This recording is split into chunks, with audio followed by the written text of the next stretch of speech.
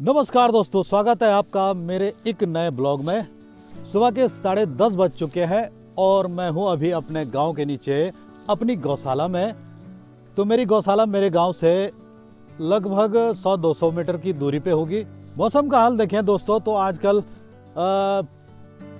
पूरा धुंध लगा हुआ है, पहाड़ साफ नहीं दिखाई दे रहे हैं और ये काफ़ी धुआं टाइप का है चारों तरफ। तो जब तक बारिश नहीं होती है दोस्तों तब तक ये धुंध हटेगी नहीं, पहाड़ साफ नहीं दिखेंगे। दोस्तों मैं आज जा रहा हूँ अपने गांव के नीचे चढ़वा पीपल से पुल पार करके बमोत। तो बमोत में आजकल पांडव नृत्य हो रहा है। तो पांडव नृत्य का आज आखिरी दिन है, आज चक्रव्यूह है। तो ये हमारे गांव से काफ़ी दूर है, तो चढ़वा पीपल जाना पड़ेगा पहले, उसके बाद पुल पार करके बमोत जाना पड़ेगा। तो मैं इस रास्ते इसलिए आया क्योंकि ये रास्ता मुझे अच्छा लगता है। अपनी गौशाला से होकर ये रास्ता जाता है झिरकोटी होकर के और चलता होकर के चढ़वा पीपल। तो ये कार्यक्रम लगभग शाम 3-4 बजे तक निपट जाएगा। तो मुझे फिर घर वापस आना है इसी रास्ते। वैसे मैं गाड़ी के रास्ते जा सकता था लेकिन गाड़ी के रास्ते काफ़ी दूर पड़ जाएगा। तो आप देख सकते हैं दोस्तों पहाड़ों में काफ़ी धुंध फैली हुई है, नज़ारा कुछ खास नहीं दिखाई दे रहा है। मेरी गौशाला से बमोत गांव साफ दिखता है। तो बमोत गांव में गेहूं जौ के खेत हैं, जो उन्हीं में चक्रव्यूह बनाया जाता है। तो वहीं पे पांडव लीला चलती है, चक्रव्यूह कार्यक्रम चलता है। मैं आपको बैक कैमरे से दिखाता हूँ। तो यहाँ से दिखता है दोस्तों चौरणी गाँव। इस टावर के पीछे जो वो गांव दिख रहा होगा वो चौरणी गांव है, उधर कर्णप्रयाग है। तो ये है दोस्तों बमोत, सामने दिख रहा होगा आपको। और यह है श्रीकोट और इधर पीछे की साइड दोस्तों मेरा गांव है बौला। तो आपको चक्रव्यूह बमोत के वहाँ सेरे में दिखाई दे रहा होगा जो, तो वहाँ पे चक्रव्यूह बनाया गया है। तो अभी कार्यक्रम वहाँ पे शुरू नहीं हुआ है, लगभग 1-2 बजे से कार्यक्रम शुरू होगा वहाँ। हमारे गढ़वाल में पांडव नृत्य और देव डोलियाँ भ्रमण जैसे देव जागर, ये हमारे पहाड़ की संस्कृति है, परंपरा है। इनको बरकरार रखने के लिए इनका सम्मान करना चाहिए, इनका आदर करना चाहिए, तभी हमारे पहाड़ की संस्कृति और परंपरा हमेशा के लिए बनी रहेगी। तो हमारे गढ़वाल, हमारे पहाड़ में देवी देवताओं से संबंधित जितने भी प्रोग्राम कार्यक्रम हैं तो इनको बड़े विश्वास और आदर के साथ मनाया जाता है। तो हमको अपने गढ़वाल, अपने पहाड़ की संस्कृति को बनाए रखने के लिए इन परंपराओं को आगे भी चलाना होगा और बरकरार रखना होगा। कई गांव ऐसे हैं जो पूर्ण तरीके से खाली हो चुके हैं, पलायन कर चुके हैं। तो वहाँ ऐसे कार्यक्रम नहीं होते हैं क्योंकि वहाँ गांव में कोई रहता ही नहीं है। लेकिन जो गांव अभी भी आबाद हैं, जिन गांव में अभी भी लोग रहते हैं, तो वहाँ देवी देवताओं से संबंधित कार्यक्रम चलते रहते हैं। तो ये बहुत बढ़िया बात है। मैं पहुंच चुका हूं दोस्तों अपनी गौशाला से नीचे। तो वहाँ ऊपर से काफ़ी नीचे आ चुका हूं मैं। तो अभी मुझे को गदेरा पार करना है, तो अभी मैं गदेरे में नहीं पहुंचा। तो मुझे जाना है वहाँ नीचे। तो वहाँ से होकर के उस रास्ते से मैंने झिरकोटी पहुँचना है, फिर झिरकोटी से डाउन नीचे चढ़वा पीपल पहुँचना है, फिर वहाँ से पुल पार करके मैं बमोत जाऊँगा। तो जब गांव में रोड नहीं थी तो इन्हीं रास्तों से लोग आते जाते थे। बहुत टफ लाइफ थी पहले, इतनी चढ़ाई चढ़ना और इतनी दूर सामान लेके, भारी सामान लेके और फिर घर को जाना चढ़ाई पे। आज हम 1 किलो सामान नहीं ले जा सकते इस चढ़ाई पे। तो ये रास्ता काफ़ी टूट फूट चुका है जगह जगह से। वैसे इस रास्ते आता जाता कोई नहीं है मेरे सिवाय। तो अभी पहुंच चुका हूं दोस्तों मैं गदेरे में।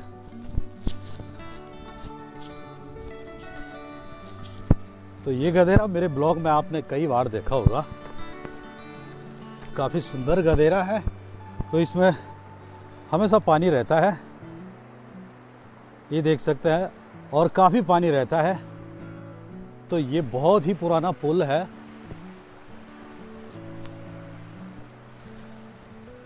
जब मैं काफ़ी छोटा था तो मैंने ये पुल वो वैसा ही का वैसे देखा। और एक पुल वहाँ पर बना है दोस्तों ऊपर, तो ये एक बार बनाया गया था फर्स्ट बार, तो वो जब काफ़ी बड़ा गदेरा है तो वो बह चुका था, लेकिन ये दोबारा बनाया गया है। तो ये है दोस्तों घराट की नहर। तो वो घराट वहाँ पे है। मैंने अपने पिछले वाले ब्लॉग में आपको बताया होगा घराट के बारे में, तो आप मेरे चैनल पे विजिट कर सकते हो। तो अब मैं पहुँच चुका हूँ दोस्तों झिरकोटी के नीचे स्यालता में। तो चलते चलते गर्मी भी काफ़ी हो रही है स्वेटर में, लेकिन शाम को फिर ठंड हो जाएगी। तो यहाँ पे स्यालता का बैंड है, तो स्यालता वाले यहीं पे गाड़ी खड़ी करते हैं। और आपको दिखा दें, वो रहा दोस्तों बमोत। तो वहाँ पे अभी शुरू होने वाला है शायद कार्यक्रम। मेरा कैमरा उतना जूम नहीं करेगा साफ। और ये है दोस्तों अलकनंदा बह रही है बमोत के नीचे से। तो मुझे इस रास्ते जाना है नीचे, और ठीक वहाँ मेन हाईवे पे, तो वहाँ से नीचे जाना पड़ेगा फिर पुल पार करके उस रास्ते जो दोस्तों वहाँ से, और फिर जहाँ पे चक्रव्यूह बना है दोस्तों वहाँ पर पहुँच चुका हूँ दोस्तों मैं चढ़वा पीपल में। तो ये है चढ़वा पीपल का छोटा सा मार्केट। तो अब यहाँ से नीचे जाना पड़ेगा हमको। ये है दोस्तों बमोत जाने का रास्ता। ये पुल दोस्तों काफ़ी पुराना हो चुका है। अब इसका सन तो लिखा नहीं इस पर, मुझे भी नहीं पता। तो काफ़ी कमज़ोर बल्लियाँ इसमें लगाई गई हैं। तो ये जो है ये लकड़ी के तख्ते लगाए गए हैं इसमें कील ठोक करके। ये सीमेंट का है और ये लोहे की जाली है। तो काफ़ी हिल रहा है ये पुल, ये देख सकते हैं आप कितना हिल रहा है।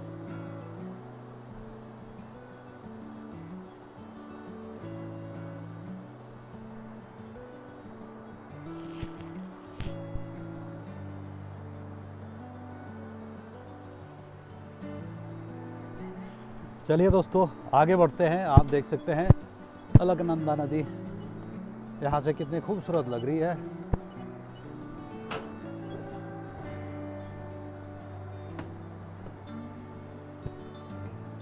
और देख सकते हैं आप कितनी हाइट है नीचे।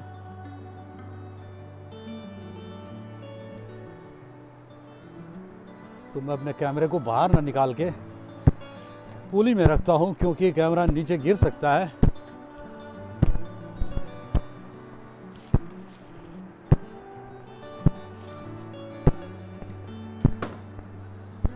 और अब लोग बाग भी जाने लगे हैं धीरे धीरे, काफ़ी भीड़ होने लगी है।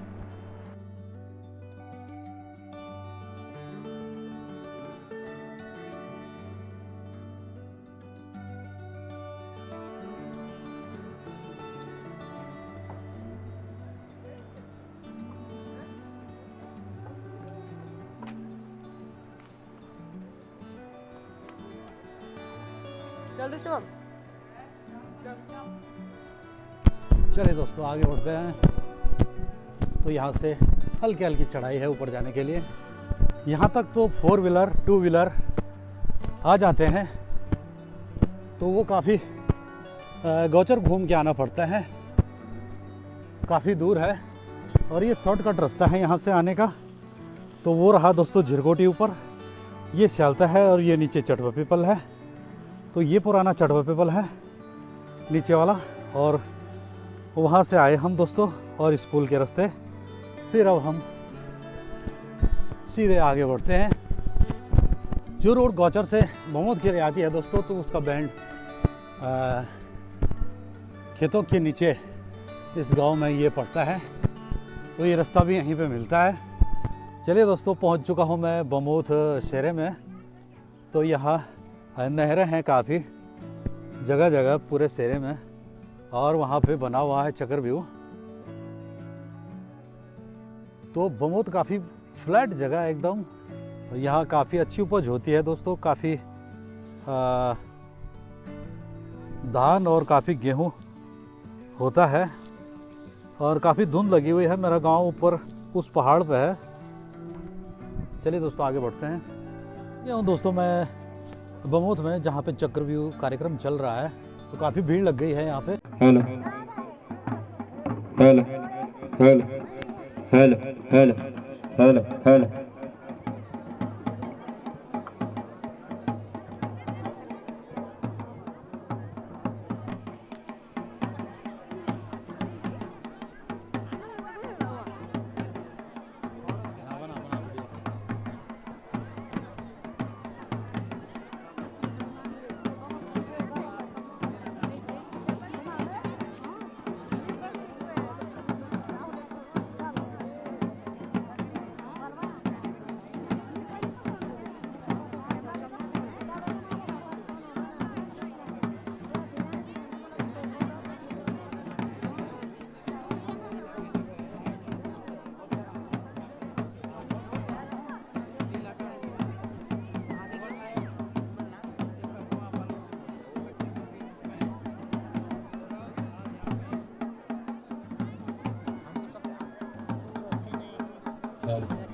हेलो हेलो हेलो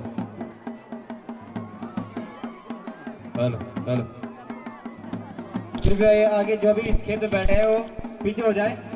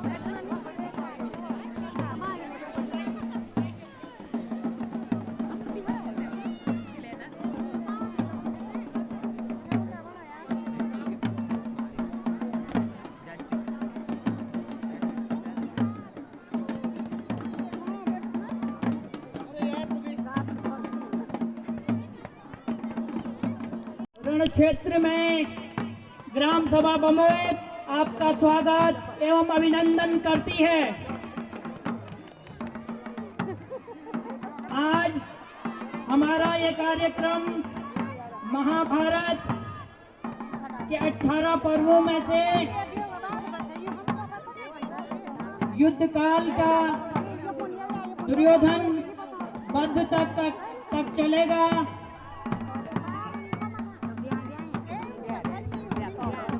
एक बार पुनः सभी श्रोताओं, सभी दर्शक गणों, सभी सज्जनों का ग्राम सभा बमोत हार्दिक अभिनंदन करती है।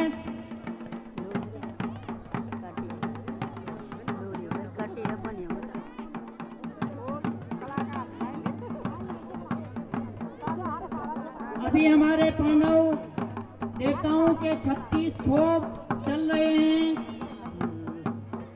आप सभी दर्शक इसका आनंद लीजिए। ये हमारी पौराणिक धरोहर, हमारी संस्कृति को जिंदा रखती है। अगर संस्कृति हम में जिंदा रहेगी तो हमारे बच्चों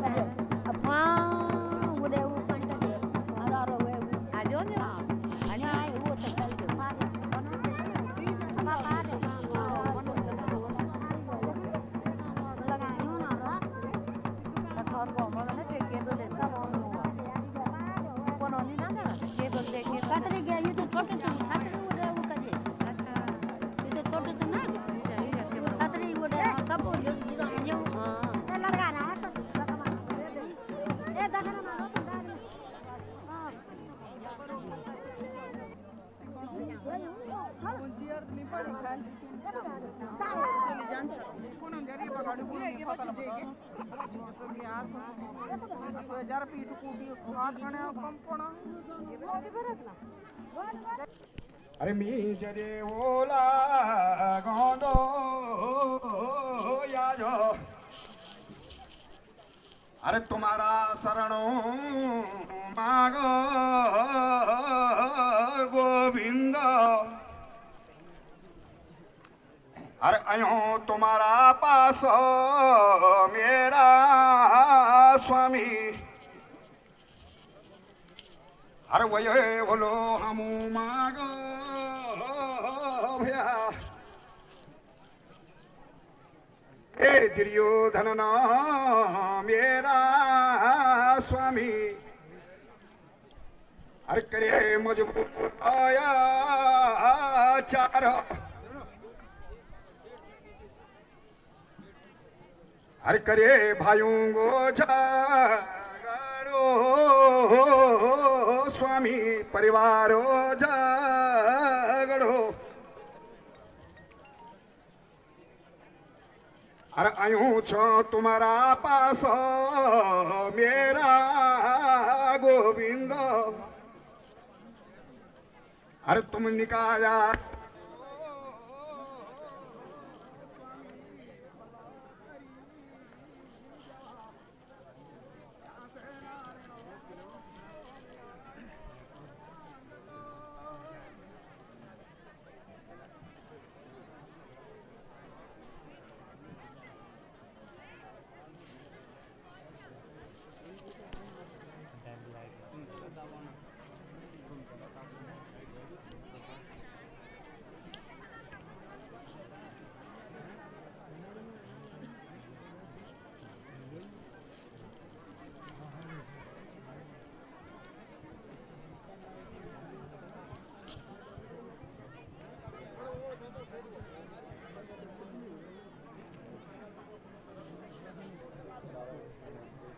तने नारणो याको आयो शरणागत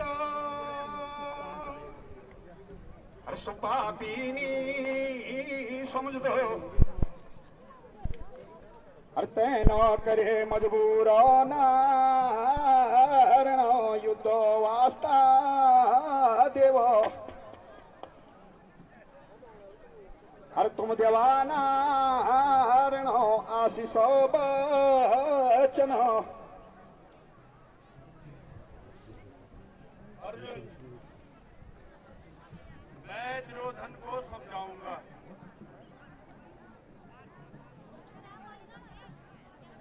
अगर मान गया तो ठीक।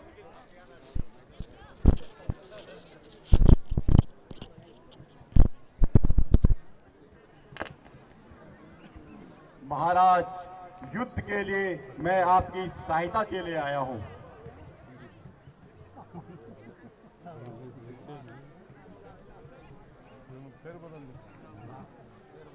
महाराज, अर्जुन से पहले मैं स्वयं आपके पास आया था, इसीलिए पहले मांगने का अधिकार मेरा है।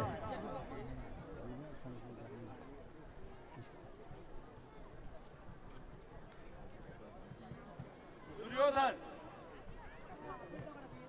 अर्जुन मेरी पांव की तरफ था। जब मैं उठा तो मेरी पहली नजर अर्जुन पर गई। इसलिए पहले मांगने का हकदार अर्जुन है। अर्जुन, मांगो, क्या मांगते हो? धन नारण कनदीनी बचन ये गोविंद मेरा अरे हे यशोदागा लाला नंद का दो लाला वसुदेवागा प्यारा अरे हे देवकी नंदन हो कृष्ण अरे जब जब आए आसंद विपत नारायण आया तुम्हारा पास अर्चण तुम्हारो आशीष गोविंद हमारा साथ ये से नारायण मिला दूजर्यो मैं दोनों में से एक को अपनी नारायणी सेना दूंगा और एक तरफ मैं स्वयं निहत्था रहूंगा। मांगो, तुम क्या मांगते हो? हरे हे नारायण मेरा अर्चण तुम्हारो सहारो गोविंद तुम्हारो आधारो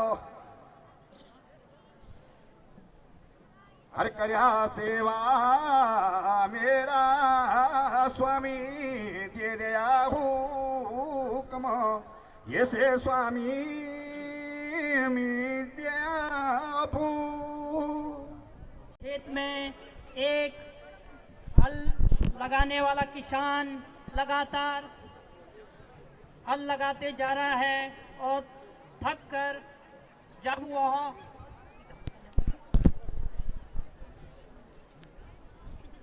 उसके बच्चे को सर्प ने दंश दिया था और वह उसकी मृत्यु उसी खेत में हो जाती है जो आज भी महाभारत के हरियाणा कुरुक्षेत्र के नाम से प्रसिद्ध है। कुरुक्षेत्र को अब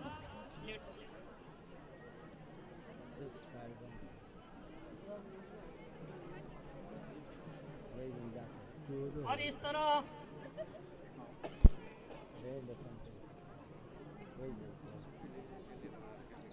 और उसके बच्चे को सर्प से डसने के कारण उसकी मृत्यु हो जाती है।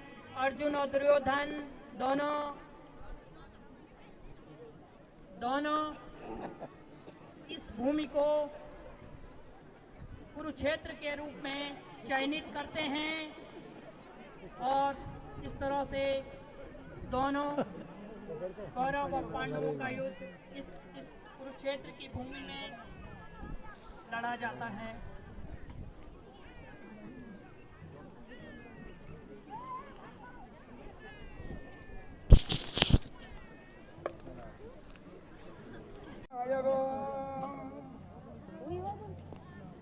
तेरे मेरा वीरो मागा वीरो अरे जय जय ओला गलो अरे हे वीरा बवरिक अरे छिना भया असंदो माया जो अरे तुम्हारी जरूरत पड़े अरे छयो युद्धो मापणी भागीदारी द्योणो ये से वीरो तुम दे दया बचन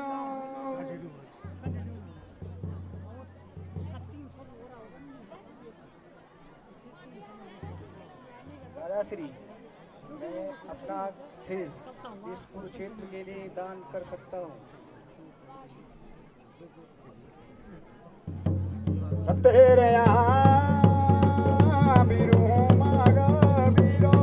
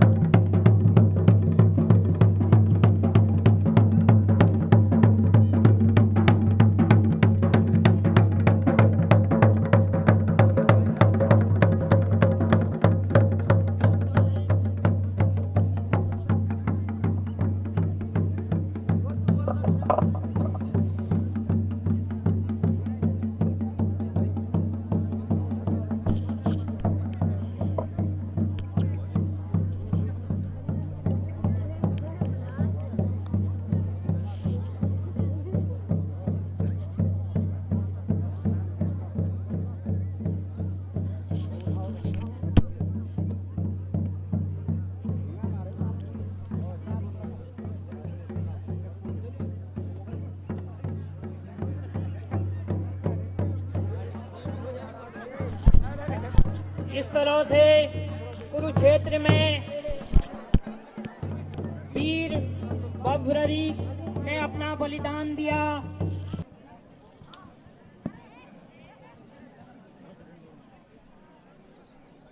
इस तरह से दुर्योधन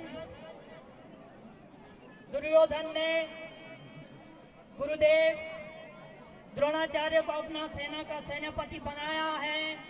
अर्जुन और द्रोणाचार्य जो है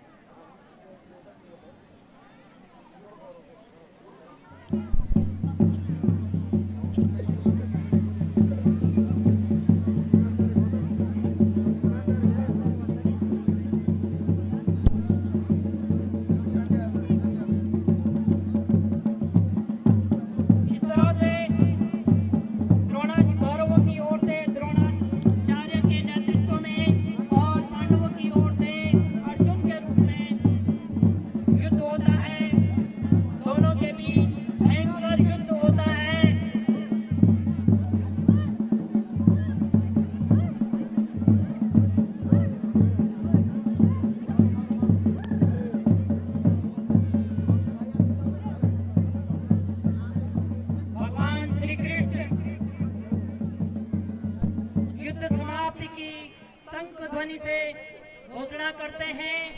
इस बीच युद्ध आज का दिन समाप्त होता है। कौरव पक्ष में खलबली है क्योंकि अर्जुन के द्वारा बहुत नुकसान कौरव सेना को किया गया है। अब कौरव सेना नई रणनीति के साथ गुरु द्रोणाचार्य अपनी रणनीति बनाते हैं। अभिमन्यु कहते हैं, जब मैं एक समय की बात है, जब मैं अपनी माँ के गर्भ में था तो सेना मेरे उसके पिता नजदीक अर्जुन जाएगी। मेरी आप लोग माँ जरा को दूर हो जाएं। चक्रव्यूह की कहानी सुना चक्रव्यूह रहे के नजदीक थे। रहने वाले सभी दर्शकों से अनुरोध सुनाते है सुनाते तो 6 चक्रव्यूह बार के क्षेत्र से दूर हो उन्होंने जाएं। कहानी सुनाई कि अचानक मेरी माँ को नींद आ गई और 7वें द्वार पर मेरी माँ को नींद आ गई और मैं केवल 7वां द्वार ही है जो मैं नहीं तोड़ सकता, किंतु आप लोग मेरे साथ हैं। मैं अपने पराक्रम अपने शौर्य से 7वां द्वार भी तोड़ दूंगा। आप चिंता न करो ताऊश्री। ठीक है पुत्र, मैं तुम्हारे साथ भीम, मैं नकुल सहदेव, हम सब तुम्हारी रक्षा के लिए पीछे से चलते हैं। मैं तुम्हें आज्ञा चक्रव्यूह भेदन की आज्ञा देता हूँ।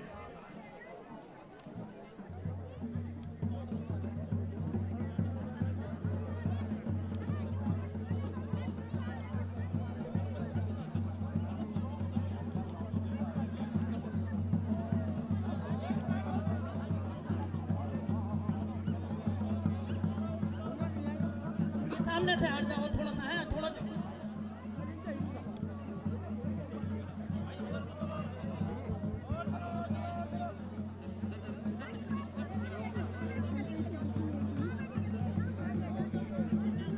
अपनी सेना को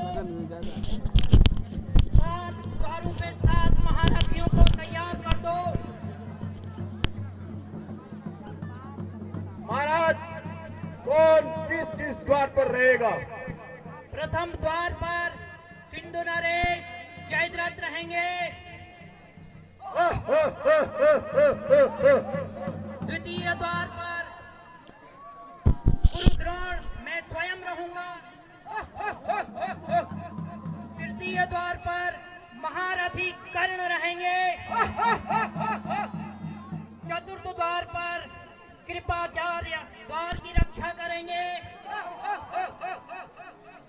पंचम द्वार पर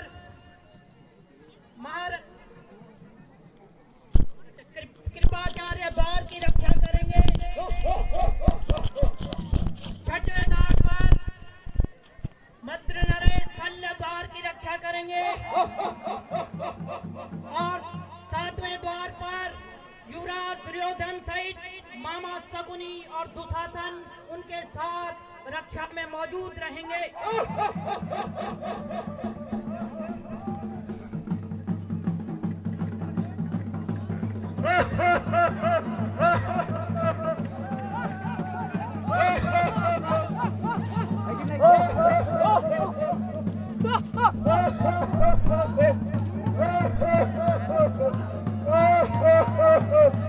ha